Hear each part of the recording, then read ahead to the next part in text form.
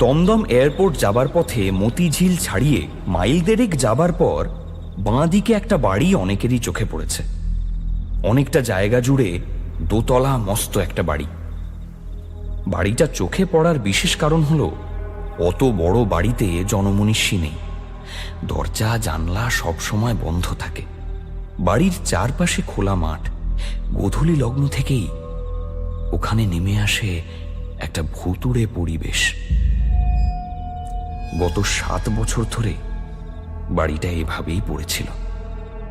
7 বছর আগে বাড়ির মালিক মারা যাবার পর থেকেই ওটা বন্ধ ছিল।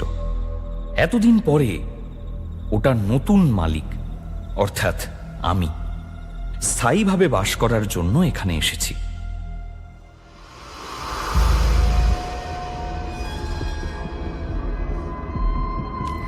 বাংলা সাহিত্যের রোমাঞ্চকর কিছু গল্প দিয়ে সাজানো আমাদের এই বিশেষ নিবেদন সানডে সাসপেন্স।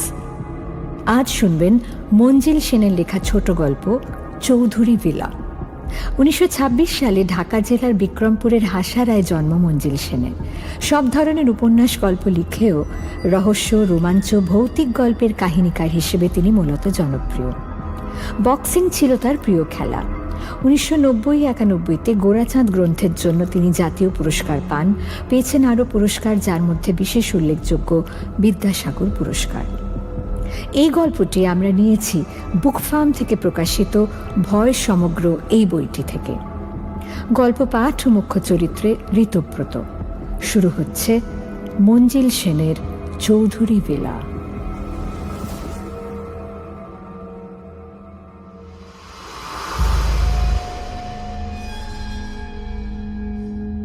এখানে আমার পরিচয় একটু দেওয়া দরকার। বাড়িটার আদি মালিক ছিলেন অরিন্দম চৌধুরী। শুনেছি তিনি ছিলেন খুব রাশভারী মানুষ। তার একমাত্র মেয়ে লুকিয়ে এক গরিব ছেলেকে বিয়ে করেছিল। অরিন্দম চৌধুরী ব্যাপারটা মোটেই সহজভাবে নিতে পারেননি। মেয়ের সঙ্গে কোনো সম্পর্কও রাখেননি। তাঁর মৃত্যুর পর ভাগ্নে শশাঙ্ক রায় এই বাড়ির মালিক হয়েছিলেন। অরিন্দম চৌধুরীর শেষ ইচ্ছে অনুযায়ী সম্পত্তির মালিক হয়েছিলেন তিনি। শশাঙ্ক রায় অকৃতদার ছিলেন। শেষ জীবনে তাঁর নাকি মাথার গোলমাল দেখা দিয়েছিল। অবশ্য বেশি দিন তিনি বাঁচেননি, যদিও এসব আমি পরে জেনেছিলাম। তাঁর মৃত্যুর পর অরিন্দম চৌধুরীর খুড়তুতো ভাই অন্নদা চৌধুরী উত্তরাধিকার সূত্রে ও বাড়ির মালিক হলেন। অন্নদা চৌধুরী আমার বাবা। বাবা কানপুরে ডাক্তারিতে খুব পসার জমিয়েছিলেন, তাই এ বাড়িটা সম্বন্ধে তাঁর তেমন আগ্রহ ছিল না। আমি বাবার একমাত্র সন্তান। ছোটবেলা থেকেই আমি ছিলাম ভীষণ দুরন্ত আর ডানপিটে। কোনো মতে স্কুলের গণ্ডিটা পেরিয়ে বাড়ি থেকে পালিয়ে বোম্বাই গিয়েছিলাম। সাধ ছিল হিন্দি সিনেমার হিরো হব। অন্যদিকে কিছু না হলেও ভগবান আমাকে চেহারাটা দিয়েছিলেন খাঁটি মরদের মতো। কিন্তু নায়ক হতে গেলে যে শুধু চেহারাটাই সবকিছু নয়, তা আমার জানা ছিল না। ফলে শাটল ককের মতো একবার এখানে একবার ওখানে এইভাবে ঘোরাঘুরি করে আমি যখন হতাশ হয়ে পড়েছি, তখন খবর পেলাম বাবা পরলোকের ডাকে সাড়া দিয়ে চলে গেছেন। আমার মা আগেই চোখ বুঝেছিলেন। মাত্র 24 বছর বয়সে বুঝতে পারলাম যে আমি রীতিমতো একজন বড় লোক। বাবা সারা জীবন প্রচুর উপার্জন করেছিলেন, আর আমি তার একমাত্র ওয়ারিস। সুতরাং টাকার যে কি মহিমা তা টের পেতে লাগলাম আমি। ছোটবেলা থেকে কানপুরে থাকলেও মায়ের মুখে কলকাতার নানান গল্প শুনে এই শহরের ওপর আমার একটা মোহ পড়ে গিয়েছিল। আমি ঠিক করলাম কানপুরের বাস উঠিয়ে কলকাতায় নতুন জীবন শুরু করব। অরিন্দম চৌধুরীর অ্যাটর্নি ছিলেন চক্রবর্তী অ্যান্ড চ্যাটার্জি। রণদা চক্রবর্তী এবং সুধন্য চ্যাটার্জি এই দুই পার্টনার। কলকাতার বাড়ি এবং বিষয় সম্পত্তি তদারকের ভার অরিন্দম চৌধুরীর মৃত্যুর পরেও তাঁদের উপরেই ছিল। শশাঙ্ক রায় এ ব্যবস্থার অদল বদল করেননি। আমি কলকাতায় আসার আগে তাঁদের কাছে চিঠি লিখে বাড়িটা পরিষ্কার করে রাখতে অনুরোধ করেছিলাম। কবে কোন ট্রেনে আসছি তাও জানিয়ে দিয়েছিলাম। সেটা ছিল মাঘ মাস। হাওড়া স্টেশনে ওই ফার্মের একজন কেরানি একটা চিঠি নিয়ে আমার জন্য অপেক্ষা করছিলেন। চিঠিতে লেখা ছিল, বাড়িটা 7 বছরের ওপর খালি পড়ে থাকায় স্যাঁতস্যাঁতে এবং বসবাসের পক্ষে অনুপযুক্ত হয়ে আছে। এই অবস্থায় এত শর্ট নোটিসে ওটা সংস্কার করা সম্ভব হয়নি। আমি যেন আপাতত কোনো হোটেলে গিয়ে উঠি। সাক্ষাতে ওই বাড়ি সম্বন্ধে আলোচনার পর একটা সিদ্ধান্ত নেওয়াই বাঞ্ছনীয়।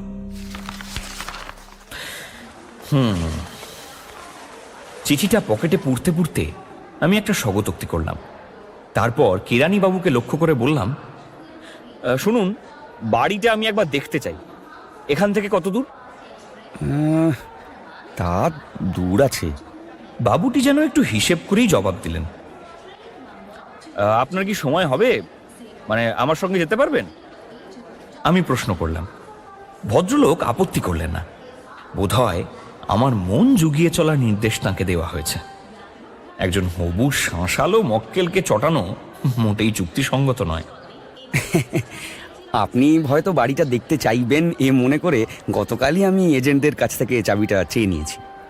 একটু গর্বের সঙ্গেই বললেন কেরানিবাবু। এজেন্ট? আমার কপালে সামান্য কুঞ্চন দেখা দিল। হ্যাঁ, আমাদের ফার্মের হাতে আরও বাড়ি আছে তো, আমরা এক এস্টেট এজেন্টের মাধ্যমে ওগুলো দেখাশোনা করি। ভাড়া, লিজ এসবই ওরা আমাদের হয়ে করে। আমাদের কাছ থেকে ওরা কমিশন পায়, আবার আমরা মক্কেলদের কাছ থেকে এই কাজের জন্য ফি চার্জ করি।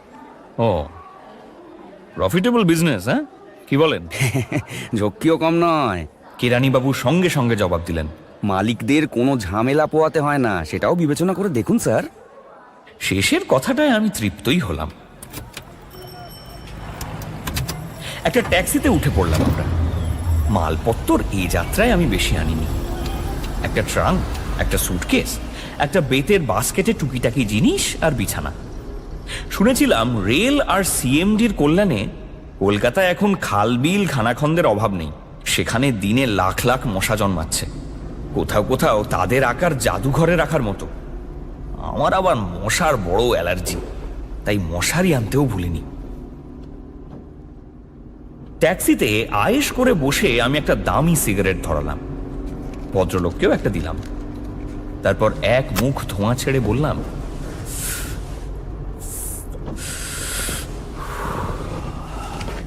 বুঝলেন মিস্টার, আমার জীবনটা হলো একটা ধূমকেতুর মতো। বাঁধা ধরা নিয়ম কানুন মেনে চলা, এটা আমার কুষ্ঠিতে লেখা নেই, বুঝলেন তো। তাই ওই মেপে মেপে কথা বলা, ভদ্রভাবে হাসা, এসব আমার আসে না। আর তাছাড়া আমি একটু নির্জনতা প্রিয়।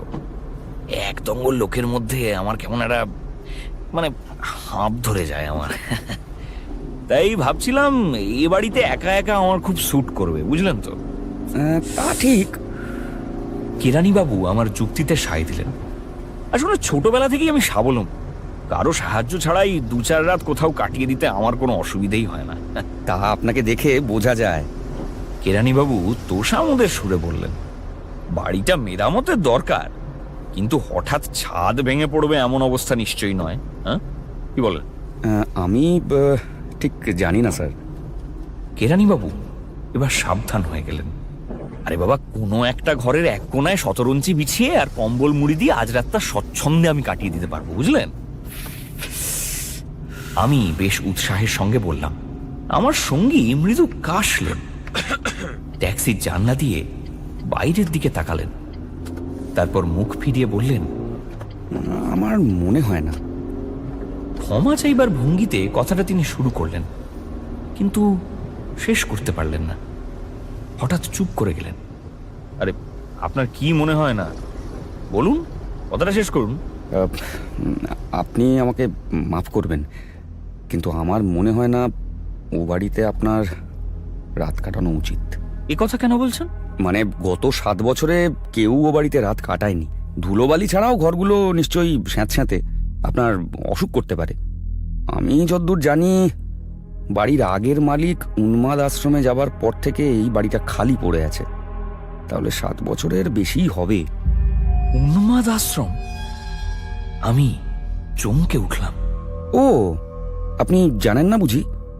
কেরানিবাবু এই খবরটা দিতে পেরে বেশ উৎসাহী হয়ে উঠলেন।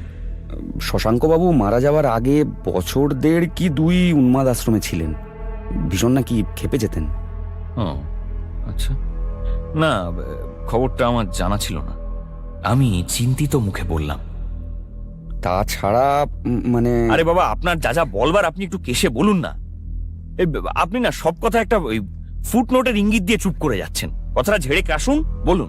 না না, মানে বাড়িটা এতদিন খালি পড়ে আছে, আপনাকে লুকিয়ে লাভ নেই, ওটার দুর্নাম হয়ে গেছে। দুর্নাম মানে ওই স্যাঁতস্যাঁতে অস্বাস্থ্যকর, এই তো? না না, তা নয় স্যার। তবে কি ভুতুড়ে বাড়ি? আপনি একেবারে পেরেকের মাথায় হিট করেছেন স্যার। ও আচ্ছা, বুঝলাম। তার মানে ওই জন্যই এই বাড়িতে কেউ থাকতে চায় না, তাই তো? হ্যাঁ স্যার, আর সেই কারণেই বাড়িটা খালি পড়ে আছে। যারাই ভাড়া নিয়েছেন 2-4 রাত কাটাতে না কাটাতেই ছেড়ে দিয়েছেন। তাদের মুখেই বাড়িটার ভুতুড়ে বদনাম ছড়িয়েছে। তার মানে যত তাড়াতাড়ি দুর্নামটা ঘোচে ততই মঙ্গল। আচ্ছা শুনুন, শুধু আজ রাত্রিটাই নয়, রোজ রাত্রিরেই আমার ওখানে থাকা দরকার, ঠিক আছে? হ্যাঁ, আপনি আজ রাত্রে আমার সঙ্গী হলে আমি একটু খুশি হতাম আর কি। ভদ্রলোকের মুখ বিবর্ণ হয়ে গেল। আমতা আমতা করে তিনি বললেন, হ্যাঁ থাকাই যেত, মানে কিন্তু ওই ওই ওই আমার স্ত্রীর শরীরটা ভালো নয়। আমি অতি কষ্টে হাসি চাপলাম। বুঝেছি, অ্যাডভেঞ্চার আপনার লাইনের নয়। আচ্ছা, ওই ভালো কথা, ওই ভূত আর কি, তিনি কি বুড়ো না বুড়ি?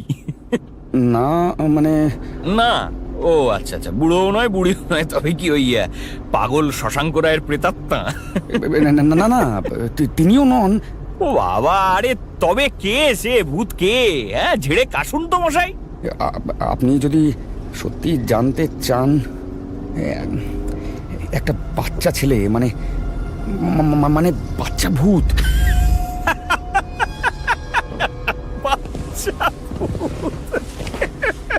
কি যে বলে!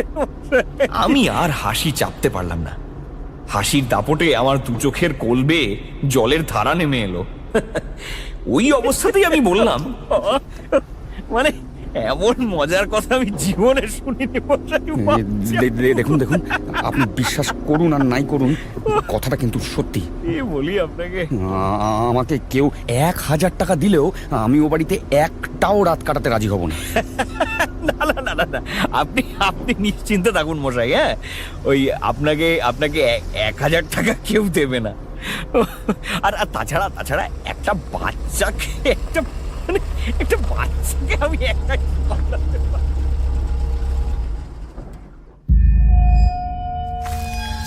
বাড়িটা বড় রাস্তার ঠিক ধারে নয়, একটা খোলা মাঠে হুতুড়ে বাড়ির মতোই দাঁড়িয়ে আছে। সবকটা জানলার সার্সি বন্ধ, বাড়ির রং বিবর্ণ। আমার বুকের ভেতরটা দমে গেল। কেরানিবাবু চাবি দিয়ে সদর দরজা খুলে চাবিটা আমার হাতে তুলে দিলেন। তার সঙ্গেই ধরাধরি করে আমার জিনিসপত্র ভেতরে নিলাম। ঘরগুলোর অবস্থা শোচনীয়, ধুলোর স্তর আর মাকড়সার জালে ভর্তি। মনে মনে আমি রাগলাম। আচ্ছা, আমার নির্দেশ মতো বাড়িটা পরিষ্কার করে রাখলে আমার তো অনেক পরিশ্রম বেঁচে যেত, তাই না? আমি সে কথাটা কেরানিবাবুকে বলেই ফেললাম। আরো বললাম, কলকাতার বিষয় সম্পত্তির ভার আর কাউকে দেব কিনা সেটা আমাকে ভেবে দেখতে হবে। এইবার কেরানিবাবু একটু ঘাবড়ালেন। একজন শাঁসালো মক্কেল হাতছাড়া হয়ে গেলে চক্রবর্তী অ্যান্ড চ্যাটার্জির খোদ মালিকরা যে সন্তুষ্ট হবেন না তা বলাই বাহুল্য। ভদ্রলোক আশপাশ থেকে লোকজন ধরে এনে সামনের কয়েকটা ঘর পরিষ্কার করিয়ে দিলেন। তবে সেই লোকজনের আচরণে আর হাবভাবে আমার মনে হচ্ছিল তারা যেন পালাতে পারলেই বাঁচে। নেহাত দিন বলে আর নগদ টাকার লোভে তাড়াহুড়ো করে কোনো মতে কাজ সারল। দুপুরের খাওয়াটা আমরা হোটেলেই সেরে নিলাম। সব গুছিয়ে উঠতে উঠতে বিকেল হয়ে গেল। মজুররা আর থাকতে রাজি হলো না। কেরানিবাবুও উসখুস করছেন। আমি তাঁর হাতে কিছু টাকা দিয়ে বললাম, আমাকে একটা জনতা স্টোভ, 5 লিটার কেরোসিন, 1 মণ কয়লা, কিছু কাঠ আর কিছু তৈজসপত্র আনিয়ে দিতে। হোটেল থেকে ফেরার পথে 1 দফা বাজার আগেই সেরে রেখেছিলাম। একটা লণ্ঠন আর 1 ডজন মোমবাতি কিনতেও ভুল হয়নি। টর্চে নতুন ব্যাটারি আছে, সুতরাং আলোর জন্য দুশ্চিন্তার কারণ নেই। ভদ্রলোক চলে গেলেন। দোকানপাট বাজার খুব কাছে নয়, সেটাই মস্ত অসুবিধে। প্রায় সন্ধ্যের মুখে 2 জন মুটের মাথায় জিনিসপত্র চাপিয়ে তিনি ফিরলেন। মুটেরা কিন্তু বাড়ির ভেতর ঢুকতে রাজি হচ্ছিল না। সদর দরজার সামনে সব নামিয়ে দেবার মতলবে ছিল। हम उधर नहीं जाएंगे बाबू। যাবো না মানে? ए बाबू, हम घर के अंदर नहीं जाएंगे, बहुत डर लगता है। আমি প্রচন্ড ধমক দিয়ে তাদেরকে বললাম, আরে বাবা, তোমরা মরদ না অন্য কিছু? হ্যাঁ, দিনের আলোতে এত ভয়? 1 মণ কয়লা দোরগোড়ায় ফেলে গেলে আমি ভেতরে নেবো কেমন করে? এসো এসো, ভেতরে এসো। আরে আমি বলছি কিচ্ছু নেই, তোমরা ভেতরে এসো। বকুনি খেয়ে ওরা সামনের ঘরে জিনিসপত্র নামিয়ে দিল। কয়লার বস্তাটা খালি করলো ঘরের এক কোনায়। কেরানি বাবু বাড়তি টাকা ফেরত দিতে চেয়েছিলেন, কিন্তু আমি নিলাম না। বললাম, না না, ওটা লাগবে না, আপনি আপনার ছেলে মেয়েদের জন্য একটু মিষ্টি কিনে নেবেন। ভদ্রলোক মুখ লাল করে বিদায় নিলেন।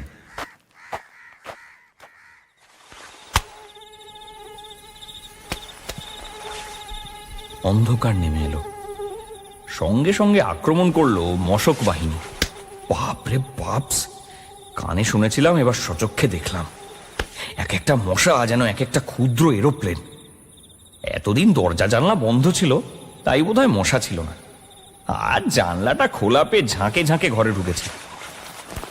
জানলা যে বন্ধ করব তারও উপায় নেই, ভেতরটা ভ্যাপসা হয়ে আছে। আত্মরক্ষার জন্য আমি তাড়াতাড়ি মুখের আর শরীরের অনাবৃত অংশে ওষুধ মেখে নিলাম, তবু খানিকটা রক্ষে।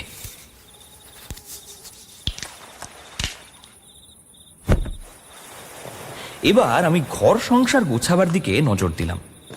ভেতর দিকের একটা ঘরে খাট বিছানা সবই ছিল, কিন্তু সে বিছানা মানুষের শোবার উপযুক্ত নয়। ওটা ফেলে দিয়ে খাটে আমি আমার বিছানা পেতে নিলাম। মশারি টাঙাতে অসুবিধে হলো না। চাল ডাল তৈজসপত্র একটা ছোট্ট ঘরে গুছিয়ে রাখলাম। আগামীকাল রান্নাঘর ভাঁড়ার ঘর সব ঠিক করব। একধারের একটা বড় ঘরে 10-12টা আলমারিতে ঠাসা বই, দেয়াল ঘেঁষে একটা সেক্রেটারিয়েট টেবিল, একটা ভিক্টোরিয়ান আমলের চেয়ার, টেবিলে পুরনো কাগজপত্রের স্তূপ। অরিন্দম চৌধুরী বোধহয় এই ঘরে বসেই কাজকর্ম করতেন। তাঁর আপিস ঘর ছিল এটা। বসবার ঘরের সোফা চেয়ার পুরনো হলেও দামি। মেঝের কার্পেটটা শতছিন্ন। এত বড় বাড়ি আমার, এত বড় বাড়িতে আমি একা। স্টোভে খিচুড়ি চাপিয়ে দিলাম। বড় বড় আলু আর 2টো ডিম দিতেও ভুললাম না। একটা বাটারের প্যাকেট এনেছি, রাতে ভোজটা খারাপ হবে না। আপিস ঘরের আলমারি থেকে একটা বই নিয়ে এলাম, রবীন্দ্রনাথের ঘরে বাইরে। যতক্ষণ না খিচুড়ি ফুটে ওঠে বইটা পড়ে সময় কাটানো যাবে। অবশ্য বইয়ের আমি তেমন ভক্ত নই। তাছাড়া বাংলাদেশের বাইরে থাকায় বাংলা বইয়ের সঙ্গে যোগাযোগও নেই বললেই চলে। তবু কবিগুরুর ভাষা আর আমার ভাষা এক, এ কথা ভাবতেও বুকটা ফুলে ওঠে।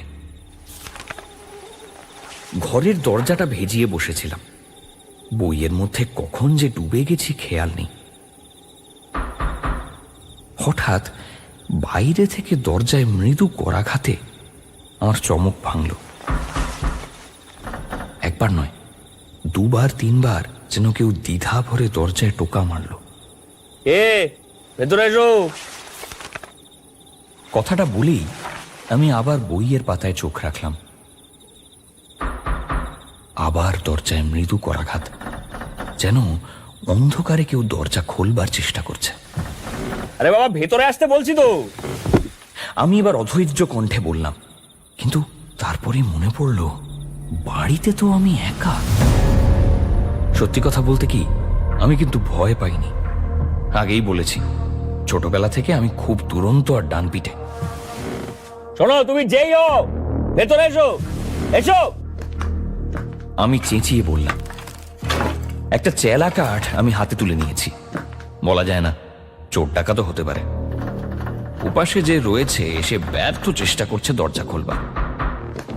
আমি বড় বড় পা ফেলে দরজার দিকে এগিয়ে গেলাম, কিন্তু কয়েক পা গিয়ে থমকে দাঁড়াতে হলো। দরজাটা খুলে গেল, আর সেই দরজা দিয়ে খুব জড়সড় ভাবে ঢুকলো একটি বাচ্চা ছেলে। মলিন মুখ, মাথার চুল রুক্ষ আর এলোমেলো, পরনের পোশাক জীর্ণ, শীর্ণ চেহারা, দু চোখে বিষণ্ণতা। না না না, বোধ হয় আমার ভুল হলো, বিষণ্ণতম দৃষ্টি। ছেলেটার বোধ হয় খাওয়া জোটেনি, বেচারি। আমি মনে মনে ভাবলাম আর মুখে বললাম, কি চাই তোমার খোকা? ছেলেটি কিন্তু আমার প্রশ্নের জবাব দিল না, ফিরেও তাকালো না আমার দিকে। ঘরের এদিক ওদিক কাকে যেন খুঁজছে। টেবিলের তলা, ঘরের কোণা কিছুই বাদ দিল না। সব খোঁজা হয়ে গেলে আবার ও দরজার কাছে দাঁড়িয়ে ঘরের চারদিকে চোখ বোলাতে লাগলো। খোকা, ও খোকা, কি খুঁজছো তুমি? ও রোগা রোগা পা, ঢোলা প্যান্ট আর ছেঁড়া জামাটার দিকে এক পলক দৃষ্টি বুলিয়ে আমি আবার প্রশ্ন করলাম, আমাকে বলো, আমি তোমাকে খুঁজে দেব, বলো। একটি কথাও বলল না ছেলেটি, আমাকে যেন গ্রাহ্যই করছে না।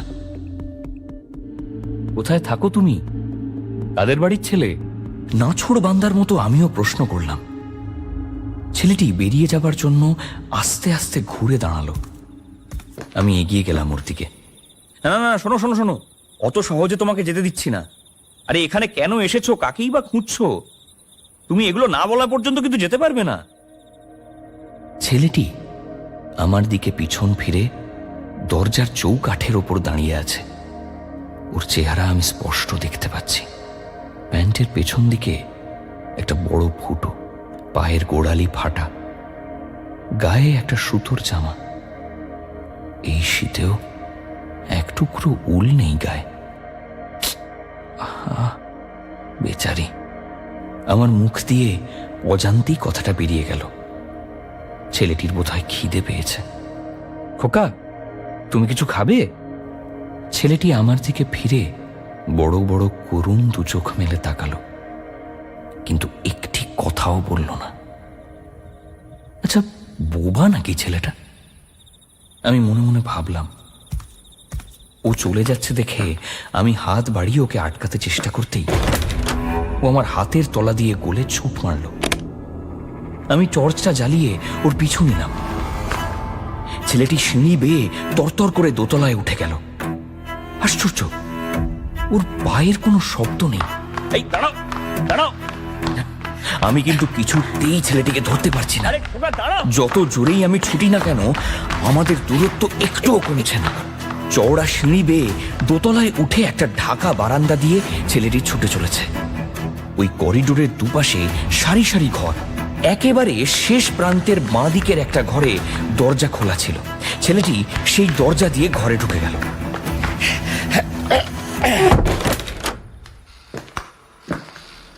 আমিও ওই ঘরে ঢুকে দরজা বন্ধ করে ওকে শুনিয়ে শুনিয়ে বললাম, এবার এবার আর তোমাকে পালাতে হবে না বাছাধন। আরে গেল কোথায় ছেলেটা? আমার টর্চের আলো ঘরের আনাচে কানাচে ছড়িয়ে পড়ছিল। ঘরটা খালি, দ্বিতীয় কোনো দরজাও নেই যা দিয়ে অন্য ঘরে যাওয়া যায়। লুকোবার কোনো জায়গা নেই। ঘরে একটা তক্তপোষ আর একটা হাতল ভাঙা চেয়ার ছাড়া অন্য কোনো আসবাবপত্র নেই। এমনকি বিড়ালের বাচ্চা লুকিয়ে থাকবে এমন আড়াল কিছু নেই। আশ্চর্য তো, ছেলেটা কি উবে গেল নাকি? আমি আবার ফিরে যেতে যেতে মনে মনে আওড়ালাম, সত্যি আমি যেন হতভম্ব হয়ে গেছি। সিঁড়ি দিয়ে নামতে নামতে হঠাৎ আমি থমকে দাঁড়ালাম। আমার মাথায় বিদ্যুৎ চমকের মতো একটা চিন্তা ঝিলিক খেলে গেল। তার মানে ও হচ্ছে সেই বাচ্চাটা যার কথা কেরানিবাবু আমাকে বলেছিলেন, যার ভয়ে কোনো ভাড়াটে বাড়িতে থাকেনি। আমার অজ্ঞাত সারেই আমি উচ্চারণ করলাম, ও হচ্ছে সেই বাচ্চাটা। আর আমার কথাটা দেয়ালে দেয়ালে ঠিকরে যেন গম গম করে উঠল। আস্তে আস্তে আমি নেমে এলাম। আমি বুঝতে পারছি আমার কপালে গভীর ভাঁজ পড়েছে। আমি কেমন যেন গম্ভীর হয়ে গেছি। অন্য কেউ হলে এ অবস্থায় কি করতেন জানি না, আমি কিন্তু বাড়ি ছেড়ে পালাবার কথা চিন্তাও করলাম না। ছেলেটিকে ঘিরে যে রহস্য জমাট বেঁধে উঠেছে সেটা ভেদ করার কৌতূহলই বেশি করে পেয়ে বসলো আমাকে। এই বাচ্চার ভয়ে একের পর এক ভাড়াটে বাড়ি ছেড়ে চলে গেছে। কেরানিবাবুর মুখে এ কথা শুনে আমি একটা মস্ত রসিকতা মনে করে প্রথম দিন হেসেছিলাম, এখন কিন্তু আর হাসি না। যে অবস্থাতেই আমি থাকি না কেন, ছেলেটি চুপি চুপি নিঃসাড়ে এসে হাজির হয়। ও খালি খুঁজে বেড়ায় প্রতিটি ঘর, প্রতিটি কোণা। ব্যগ্রভাবে ও শুধু খুঁজেই চলেছে। সে খোঁজার যেন আর শেষ নেই, অন্ত নেই। একটা ঘর খোঁজা হয়ে গেলেই চলে যায় অন্য ঘরে, রান্নাঘর।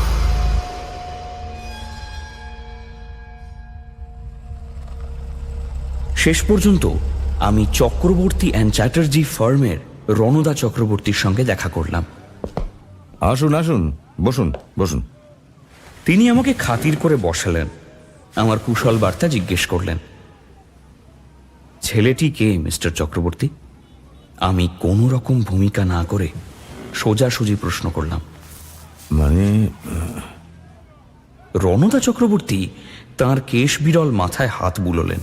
প্রশ্নটা একটু জটিল। একসময় ওই বাড়িতে একটি বাচ্চা ছিল নিশ্চয়ই। আমি বলতে চাইছি রক্ত মাংসের ছেলে। মিস্টার চক্রবর্তী পুরু লেন্সের চশমাটা খুলে সেটা অন্যমনস্কভাবে রুমাল দিয়ে মুছলেন। একটি নয়, দুটি বাচ্চা ছিল, একটি ছেলে একটি মেয়ে। কি হয়েছিল তাদের? মেয়েটিকে তার এক পিসি নিয়ে গিয়েছিল আর ছেলেটি মারা গিয়েছিল। ও, ছেলেটি তবে মারা গিয়েছিল। কিভাবে, মানে কিভাবে তার মৃত্যু হয়েছিল জানেন? না, আমি ঠিক জানি না, তবে তার মধ্যে কোনো গোলমাল ছিল বলে আমি তো শুনিনি। আপনি তেমন কিছু ভাবছেন কি? মিস্টার চক্রবর্তী, ওই বাচ্চা দুটির ব্যাপারে ঘোরতর কিছু অন্যায় হয়েছে, এ সন্দেহ আমি মন থেকে মুছে ফেলতে পারছি না। আচ্ছা আচ্ছা, ওদের পরিচয় কি? ওরা ছিল অরিন্দম চৌধুরীর নাতি আর নাতনি। ওর একমাত্র মেয়ে সবার ইচ্ছার বিরুদ্ধে একটি গরিব ছেলেকে বিয়ে করেছিল। মিস্টার চৌধুরী মেয়ের সঙ্গে তারপর কোনো সম্পর্ক রাখেননি। এরপর বাচ্চা দুটিকে রেখে ওদের মা বাবা দুজনেই মারা যায়। তখন চৌধুরী মশাই ওদের নিজের কাছে নিয়ে আসেন। এই হলো ঘটনা। মিস্টার চৌধুরীর মৃত্যুর পর পরবর্তী মালিক শশাঙ্ক রায় বাচ্চা দুটিকে ফেলে দেননি, ওখানে থাকতে দিয়েছিলেন। কিভাবে যে থাকতে দিয়েছিলেন তার ছবিটা আমার চোখের সামনে ভেসে উঠল। পেট ভরে খেতে না পাওয়া অপুষ্ট একটি বাচ্চা, ছিন্ন জীর্ণ পোশাক। আচ্ছা, শশাঙ্ক রায় সম্বন্ধে কি যেন শুনেছিলাম? আমি অজ্ঞতার ভান করলাম। হ্যাঁ, ভদ্রলোক শেষের দিকে উন্মাদ হয়ে গিয়েছিলেন। আচ্ছা, নিজের নাতি নাতনিকে বাদ দিয়ে অরিন্দম চৌধুরী ভাগ্নেকে সম্পত্তি দিয়ে গেছিলেন কেন? মা বাপ হারা ভাগ্নে ছোটবেলা থেকেই তার কাছে ছিল। মেয়ে অমন বিয়ে করায় রাগ করেই তিনি ভাগ্নের নামে সব উইল করেছিলেন। তার মানে,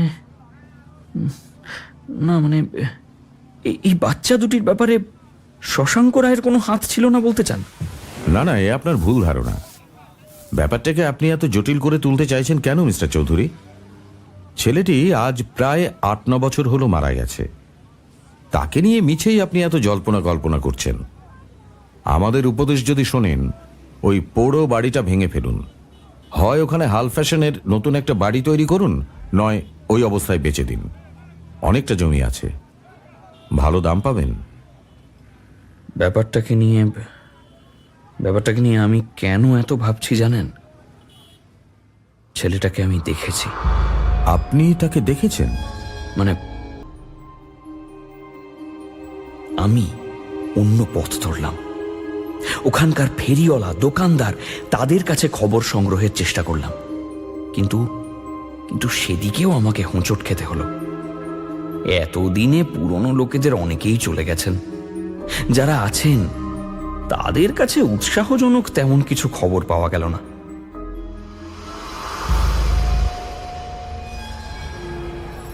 প্রথম আলোর সন্ধান পেলাম বড় রাস্তার ওপর একটা মাংসের দোকানে। দোকানদার একজন বুড়ো মুসলমান। আমি প্রায়ই তার কাছ থেকে মাংস কিনতাম, তাই অল্প দিনেই তার চোখে আমি একজন মেহমান হয়ে উঠেছিলাম। একদিন আমার প্রশ্নের উত্তরে এসে বলল, ওই বড় লাল বাড়িটার কথা বলছেন? হ্যাঁ হ্যাঁ, বড় মালিককে আমি দেখেছি। আমি তখন সবে দোকান দিয়েছি, জোয়ান বয়স। আমার দোকানের মাংসই তো যেত বাড়িতে। বুড়ো বাবুর খাস নকর এসে নিয়ে যেত, পেছনের একটা পুরো রাং। তারপর ভাগ্নে বাবু মালিক হলেন। কেপনের ঢেঁকি ছিলেন তিনি। 200-250 বেশি মাংসই কিনতেন না। শুনেছি বুড়ো মালিকের মেলায় টাকা তিনি পেয়েছিলেন। তবে না, ওর বাচ্চাদের কখনো দেখিনি আমি, তবে আছে শুনেছিলাম। ছেলেটি যখন মারা গেল, এখান দিয়েই নিয়ে গিয়েছিল। সেও একটা বাঁশের খাটিয়ায়, যেমন তেমন করে। শশাঙ্ক রায়ের উপর একটা নিষ্ফল আক্রোশে আমি দাঁতে দাঁত চাপলাম। তবে একজনের কাছে আপনি কিন্তু খবর পেতে পারেন। কার কাছে?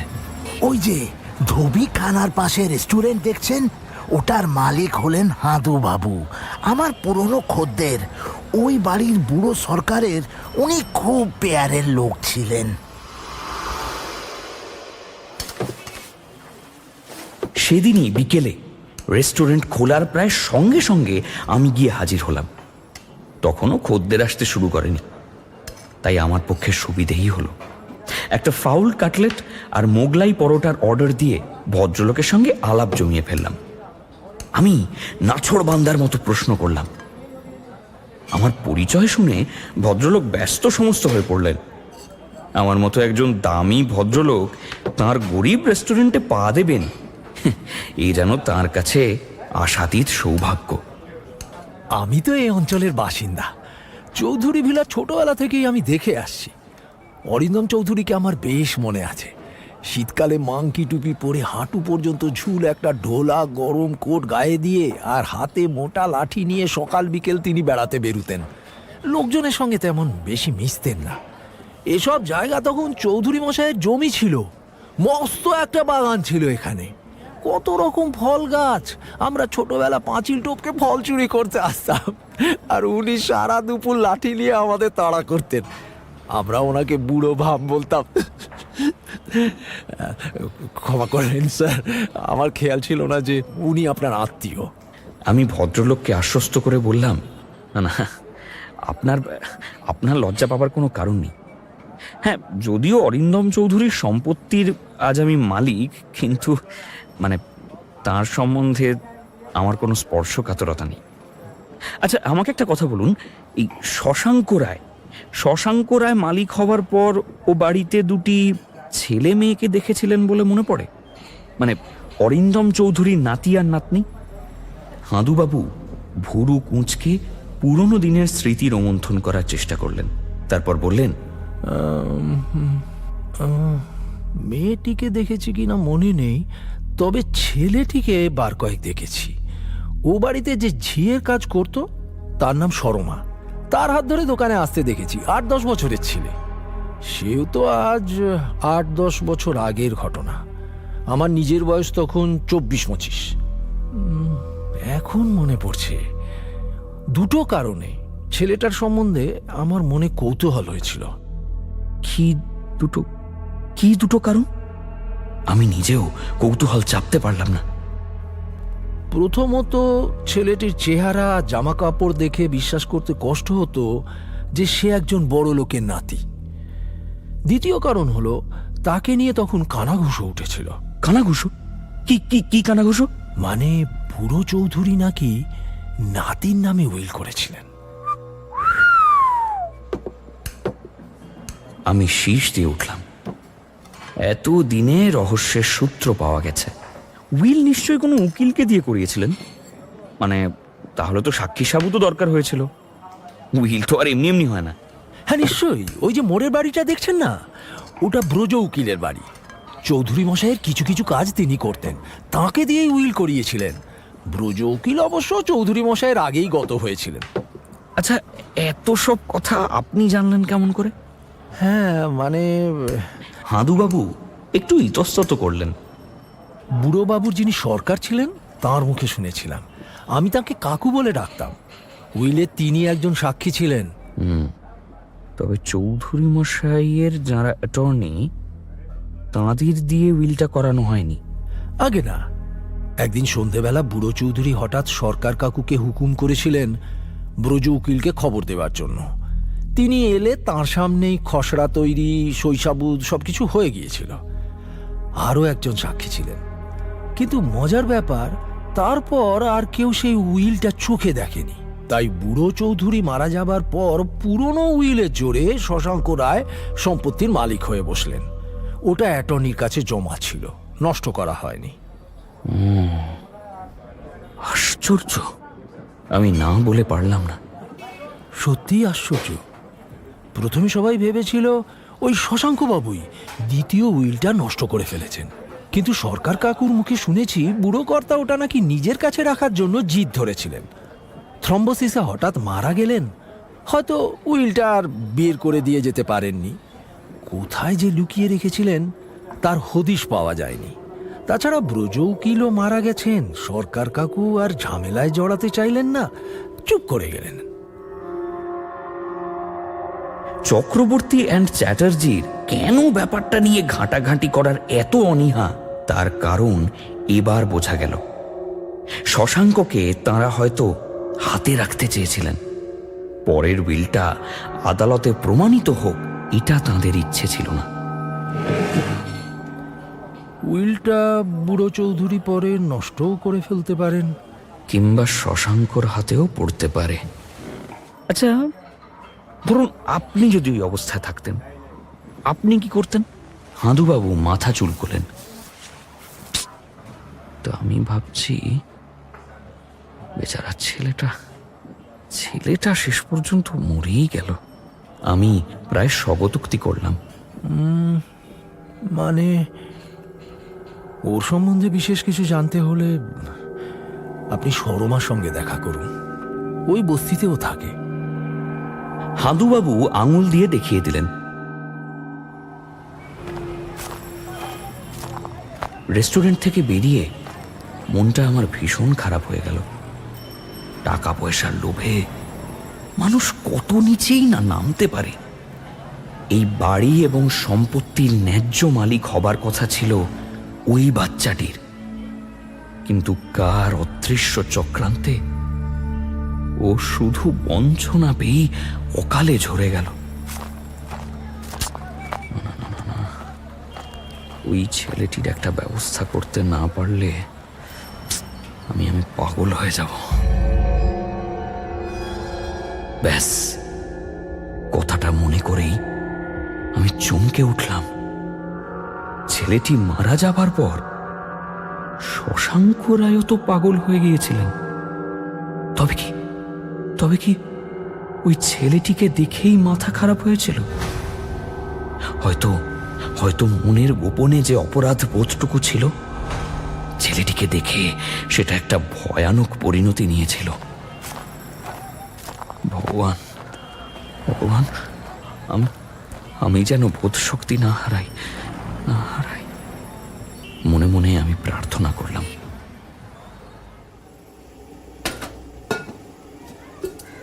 আমি ভেবেছিলাম সরমা বোধহয় খুব বুড়ি হবে, হাঁটা চলা করতে পারে না, কিন্তু দেখলাম তা নয়। বুড়ি নিশ্চয়ই, তবে শক্ত সমর্থ, এখনো খেটে খায়। আমার পরিচয় পেয়ে ভক্তি ভরে একটা ভাঙা মোড়া এগিয়ে দিয়ে বললেন, শুনেছিলাম ও বাড়িতে লোক আছে, আপনি তবে ডাক্তারবাবুর ছেলে। বিয়ের পর ডাক্তারবাবু বউ নিয়ে এসেছিলেন বড়বাবুর সঙ্গে দেখা করতে। আমার এখনো মনে আছে কি সুন্দরপনা ছিলেন আপনার মা। খুব ঠান্ডা মানুষ, খুব ঠান্ডা প্রকৃতির। আমি বললাম, আর মনে মনে ভাবলাম, তাকে তো আমি কম জ্বালাইনি।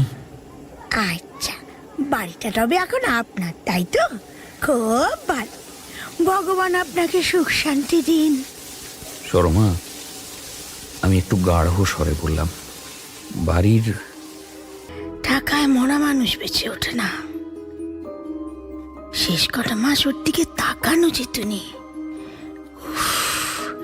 এখনো রাতে আমার ঘুম ভেঙে যায় গো বাবু, মনে হয় যেন শীতেও ছোট পায়ের ওটা আমার শব্দ শুনতে পাই। আপনাকে আমি সত্যি কথাই বলছি, ওকে দেখে না আমার একটুও ভয় হয় না, কিন্তু খুব কষ্ট হয়। কি বললেন আপনি? ওটা ওকে দেখেছেন? আমি ওকে প্রায়ই দেখি। শান্ত কণ্ঠে আমি জবাব দিলাম,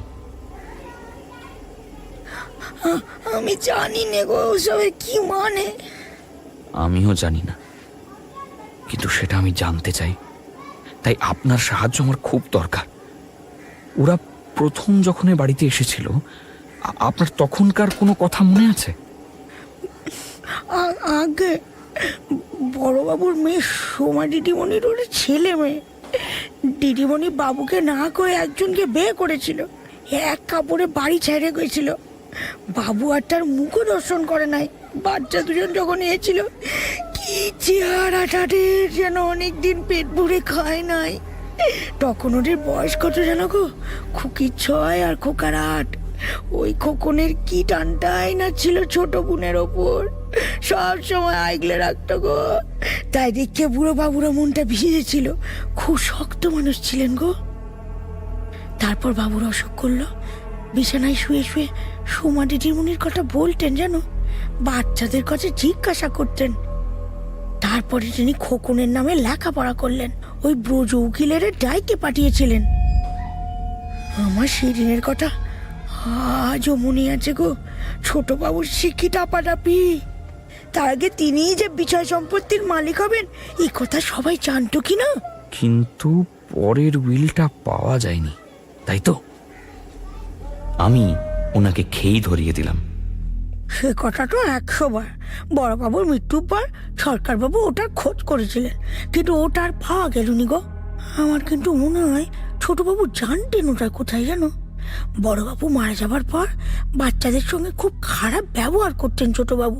পেট ভরে খেতেই দিতেন না। নতুন জামা কখনো পেরানে ধরে একটা কিনে পর্যন্ত দেয় নাই। নিজেও কেপ্পনের হাঁড়ি ছিলেন। সরকার আর আমাকে ছাড়া সবাইকে বিদায় করে দিলেন। কাজ করাতেন 3 জনে, মাইনে দিতেন 1 জনের।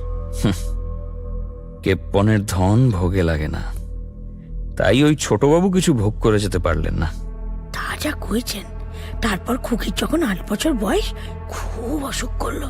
আমরা তো আশা ছাইড়া দিয়েছিলাম, জানো, কিন্তু ভগবানই যেন খুকির পিসিরে এখানে পাঠিয়ে দিলেন। তিনি হঠাৎই এসে পড়েছিলেন। মেয়েটার এই অবস্থা, তারপর ছোটবাবু একবারও বড্ডি রাখেন নাই। এইসব ডাইকে তিনি মা দুর্গার মতো খেপে গেলেন। গাড়ি ডাইকে খুকুরে কোলে টুইলে চলে গেলেন। ছোটবাবু বাঁধা তো দিলেনই না, উল্টে কই দিলেন, একবার না গেলি পর খুকির 4 টাকা ডাইকে দিতে হবে। আর ছেলেটার কি হলো? আমার ধৈর্য যেন আর বাঁধ মানছে না। বোনের জন্য বাচ্চার বুকটা যেন ভাঙ্গা গেল। নিজের চোখে না দেখলে বিশ্বাস হবেনি গো। দাঁত দিয়ে কিছুটি আর কাটতুনি। 5টা মাসও গেলনি, মইরা গেল, পুরা মইরা গেল গো। কিভাবে মারা গেল? ওই রোগা শরীরে খাওয়া দাওয়া না করলে কেউ বাঁচে গো।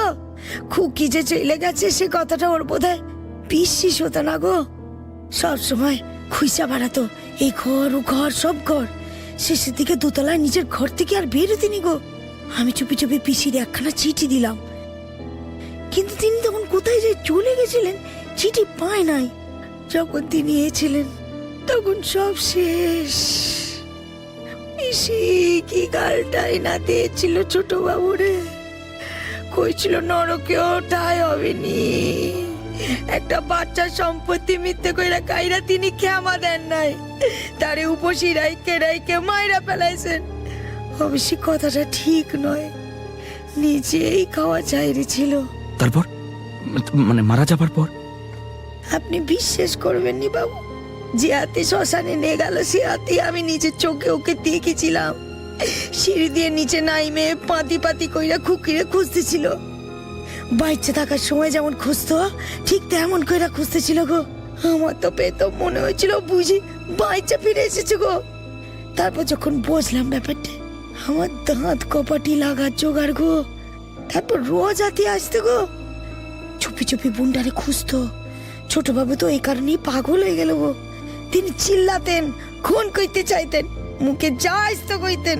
তারপর বাচ্চা ছেলের মতন কাঁদতেন আর কইতেন, আরে আমার সুমুখ থেকে সইরে নে যাও, সইরে নে যাও। বাবারে সে কি দৃশ্য! ছেলেটিকে তবে ছোট বাবু না খেতে দিয়ে মেরে ফেলেননি? না বাবু, মিথ্যে বলবো নি। তবে ছোট বাবু যে তার মৃত্যু কামনা করতেন এ কথা মিথ্যে নয়, আমি নিজে কানে শুনেছি গো। তা মৃত্যু কামনা করার মৃত্যু ঘটানো তো এক নয় গো বাবু। পিসির ঠিকানা সরমা দিতে পারলেন না। এতদিনে সেটা মনে না থাকারই কথা। আমি ওর হাতে জোর করেই 100 টাকার একটা নোট গুঁজে দিয়ে এলাম। বাচ্চা দুটির প্রতি অন্তত মায়া ছিল ওর।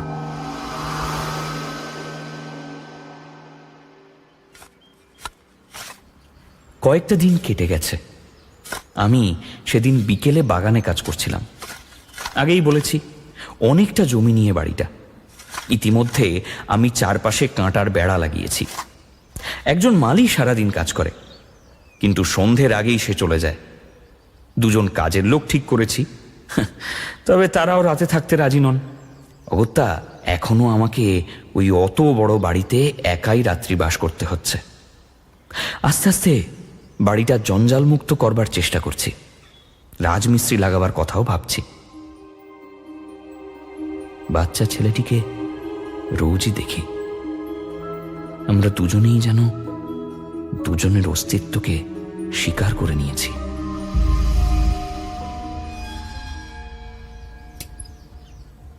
সেদিন বিকেলে একটা গোলাপ গাছের শুকনো ডাল বড় কাঁচি দিয়ে ছাঁটছিলাম। হঠাৎ মিলি গলায় মুখ তুলে তাকালাম। গেটের উপাশে দুজন মহিলা। একজনের মাথায় কাঁচা পাকা চুল, অন্যজন একটি কিশোরী। দুধে আলতা গায়ের রং, পদ্মের পাপড়ির মতো টানা টানা দুটো চোখ, লাল টুকটুকে ঠোঁট। আমি হাঁ করে তাকিয়েছিলাম। গাছের আড়ালে ছিলাম বলে ওরা আমাকে দেখতে পারেনি। আয় রমা, এদিকে আয়, দেখবি আয়। বাড়িতে নতুন লোক এসেছে মনে হচ্ছে। বয়স্কা ভদ্রমহিলা বললেন। আমি গলা পেলাম। ভদ্রলোকের বাগানের শখ আছে দেখছি, বোধহয় পাকাপাকি থাকবেন। তোর এই বাড়িটার কথা মনে পড়ে রমা? আবছা আবছা। যে ঘরে আমরা থাকতুম সেটার কথা মাঝে মাঝে মনে পড়ে। মনে পড়ে দাদার কথা। একবার যদি ভেতরে যেতে পারতুম, বড্ড দেখতে ইচ্ছে করছে পিসি। আমার বুকের ভিতর প্রচন্ড দাপাদাপি শুরু হয়ে গেছে। যাদের খোঁজে আমি হন্যে হয়ে বেড়াচ্ছি তারাই আজ আমার দুয়ারে অতিথি। কোনো মতে নিজেকে সামলে নিয়ে আমি বড় বড় পা ফেলে গেটের কাছে এগিয়ে গেলাম। বললাম, আসুন না, ভেতরে আসুন। আমি নিজের হাতেই গোলাপ বাগান করেছি, দামি দামি সব গোলাপ। আমার নিজের কানে কথাগুলো একটু বোকা বোকা শোনালো। বয়স্কা মহিলা ইতস্তত করছিলেন। কিশোরী ফিসফিস করে বলল, পিসি চলো না পিসি। কিন্তু বাড়ির মালিক যদি বিরক্ত হন? পিসি তবু মনস্থির করতে পারে না। আমার পরনে ছিল একটা লুঙ্গি, গায়ে গেঞ্জি, খালি পা, আর হাতে বাগানে কাজ করার কাঁচি। আমাকে বোধহয় ওরা বাগানের মালি ভেবেছিলেন। হায় রে, নিজের চেহারা সম্বন্ধে আমার অহংকার ছিল। মুখে আমি বললাম, না না, কেউ বিরক্ত হবে না, আপনার ইচ্ছে করলে বাড়ির ভেতরে ঘুরে দেখতে পারেন, বাড়িতে আর কেউ নেই, আপনাদের কোনো অসুবিধে হবে না। বাড়ির ভিতর যেতে যেতে কিশোরী একবার আমার দিকে ফিরে তাকালো। বোধহয় বুঝতে চেষ্টা করলো আমি লোকটা আসলে কে। প্রায় 15 মিনিট পরে ওরা বেরিয়ে এলেন। আমি সদর দরজার সামনেই ওদের অপেক্ষায় দাঁড়িয়েছিলাম। আপনাকে অনেক ধন্যবাদ।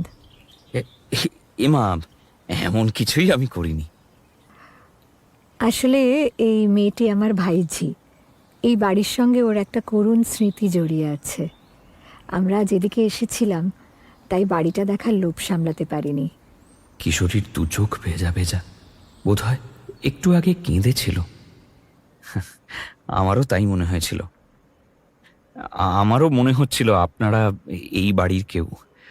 আচ্ছা, আমি একটা কথা বলি, মানে ওর নাম তো রমা মজুমদার, তাই না? হ্যাঁ, কিন্তু আপনি জানলেন কি করে?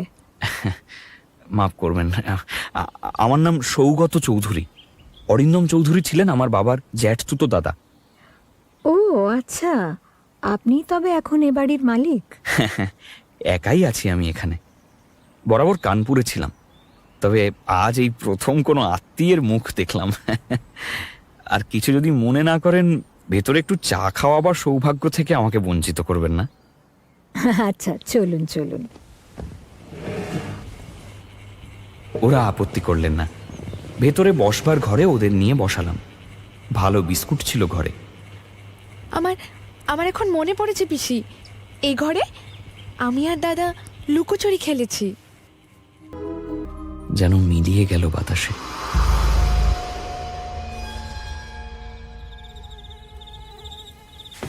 সেদিন সন্ধ্যের পর আমি বসবার ঘরে বসে একটা বইয়ের পাতা উল্টাচ্ছিলাম। হঠাৎ চোখ না তুলেই আমি অনুভব করলাম ওর উপস্থিতি। মৃত ছেলেটির আত্মা এই দীর্ঘ সময় ছোট্ট বোনটির কথাই শুধু ভেবেছে, তার খোঁজ করে চলেছে দিনের পর দিন। এটা মনে হতেই আমার বুকের ভিতরটা কেমন একটা ব্যথায় ভরে গেল। আমার অজান্তেই বুক ঠেলে একটা দীর্ঘশ্বাস বেরিয়ে এলো। বাড়িতে রাজমিস্ত্রি লেগেছে। পুরনো বাড়িটার চেহারাই বদলে যাচ্ছে দিন দিন। সরমা আবার ফিরে এসেছে। একজন ঠাকুরও কাজে লেগেছে। চেষ্টা চরিত্র করে ইলেকট্রিকের কানেকশনও পেয়ে গেছি। একটা শৃঙ্খলা ফিরে এসেছে বাড়িতে।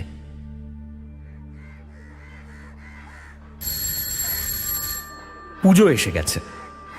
আমিও সাহস সঞ্চার করে হাজির হলাম পিসির বাড়ি। আরে আসুন আসুন। না না না না, দয়া করে আমাকে আপনি বলবেন না। সম্পর্কে আপনি আমার গুরুজন কিন্তু। হ্যাঁ, বেশ বেশ, বসো তবে। না মানে একটা খবর আছে। বলো, কি খবর? ওই দ্বিতীয় উইলটি পাওয়া গেছে। শশাঙ্ক রায় শোবার ঘরে একটা দেরাজে তালাবন্ধ ছিল। ও, তার মানে সেই ওটা লুকিয়ে রেখেছিল। পিসির গলা কঠিন। হ্যাঁ, হতে পারে, অবশ্য তার কোনো প্রমাণ নেই। হ্যাঁ, মানে সবাই যা অনুমান করেছিল তাই আর কি। মানে উইলে ওই বাড়ি, সম্পত্তি সবকিছুই অরিন্দম চৌধুরী তাঁর নাতিকেই দিয়ে গিয়েছিলেন। নাতির অবর্তমানে আমার বাবা সব পাবেন। অদ্ভুত ব্যাপার, শশাঙ্কর কিন্তু উল্লেখ পর্যন্ত নেই। ভাবুন তাহলে। ব্রজ উকিলের মুহুরি এখনো বেঁচে আছেন। তাঁর সঙ্গে আমি দেখা করেছিলাম। তাঁর মুখেই শুনেছি কি একটা নিয়ে মামা ভাগ্নের মধ্যে নাকি তুমুল ঝগড়া হয়েছিল।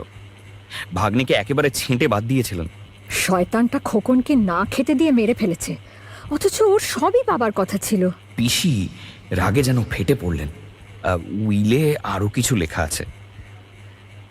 আমি মৃদু কণ্ঠে বললাম, কি লেখা আছে?